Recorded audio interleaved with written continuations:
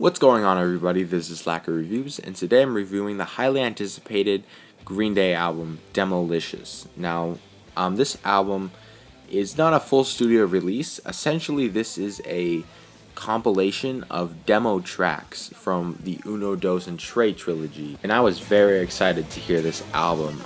I remember when it was announced, I was super excited right away, very fascinated to hear this, because I've been listening to Uno, Dos, and Tre for years. I feel like it's time for something new, and even though it's not really something new per se, it is definitely going to tie me over, at least until their next album. I think Mike Dirnt said it best on his Instagram. This is what the band would sound like if they were still on Lookout Records. Basically, that means that it has a very kerplunk, 39 smooth, underground feel to it. And I definitely see that through the entire thing. The guitar tones are very distorted and have a lot of crunch to it. If you listen to the Uno, Dos, and Tre trilogy, those guitar tones were, I think, too polished, too pop-like. It didn't really sound like, vintage Green Day. This sounds like vintage Green Day, and I'm sure old school fans are really going to love it. As much as I love the Uno, Dos, and Tre trilogy, I have to say a lot of the songs on Demolicious sound better than the official recordings. Examples of that would be Makeout Party, Oh Love, and A Little Boy Named Train. Those are the ones that really stood out to me for being better. When I first heard the song Makeout Party, I gotta say I didn't really like it that much. I thought it was kind of generic and kind of stupid and just boring. But when I hear it in this form, it actually makes me appreciate the song a lot more, and it has become one of my favorites on Demolicious and on Dose after hearing it in stripped down. This album strips away all of the clean cut production on the Uno, Dos, and Tre trilogy and takes it back to the roots. Just 3 or 4 guys sitting in a room playing music together. It has such a live, raw quality to it, and it really just feels so real and so alive, and this is what music should sound like to me. I'm assuming that these demos were recorded before Uno, Dos, and Tre were released, so there's actually a lot of alternative lyrics on here, and it's kind of weird to hear. On the song Let Yourself Go on this album, the bridge, the lyrics are completely different, and there's a few other spots on the album where that happens, and it's kind of throws you off, but it's interesting to hear because I've been listening to, like I said, these albums for years, and it's kind of weird and nice to hear different lyrics in these songs. I guess it's time to talk about the new song State of Shock. Now, there was 2 new songs. Well, one of them was kind of a new song, but the real one that people were interested in is State of Shock, because it's a completely brand new song we've never heard. And honestly, I think I got too excited for this song.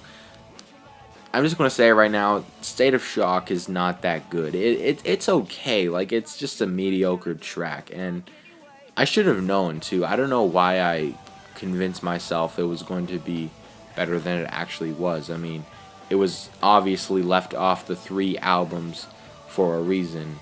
We're talking 3 full studio albums, and this song did not make the cut on all 3, so to me that kind of says something. It's not a terrible song. I think one thing I can give this is the bridge is really good, and it also sounds a lot like Kerplunk for some reason. This takes it back to 1991 with Green Day, honestly, like the Dookie era. So it's okay. It's not terrible. It's a decent listen, but nothing special. Okay, the other track that was exclusive to this album is a acoustic version of Stay the Night. Now, when I heard acoustic version, I instantly got a thought in my head of what I thought it was going to sound like. What I got was nothing like that. It's actually Billy Joe Armstrong, just Billy Joe Armstrong, with an acoustic guitar playing it in one take. He doesn't even redo it if he screws up. Like, there was even a couple missed notes, but it has such a it has like a almost a campfire quality to it. What I mean by that is it's just him playing. There's no production on it. They don't re-record it. It's just one take. He does it, and it's a great way to end this project off. I really love that acoustic version of Stay the Night. I guess after listening to this album, it kind of makes me interested and gives me this desire to hear some of the other songs like this. I want them to re-record Uno Dos and Tre like this. If they would have released those albums in this form, I would have been even more happy, because I'm probably going to stop listening to the Uno Dos and Tre versions for a long time and just stick to these, because it feels more like Green Day. Green Day has always had a live sound, and I think when you get to some of the later albums, that starts to get taken away. And I'm not saying the new albums are bad. I really enjoy them. I will eventually review them, but I think they kind of lost that live sound eventually. But this totally brings it back. And if you think Green Day sold out, if you think Green Day sucks nowadays, give this album a try. Give it an open mind. This takes you right back to Kerplunk, man. If you were one of the guys who so they've sucked ever since Dookie, then this will, I'm sure, will change your mind, because I mean, at this point, if this won't change your mind, then nothing will. Anyway, that's all I gotta say about this album. Very good. I'm gonna give it a 5 out of 5. This is Slacker signing out.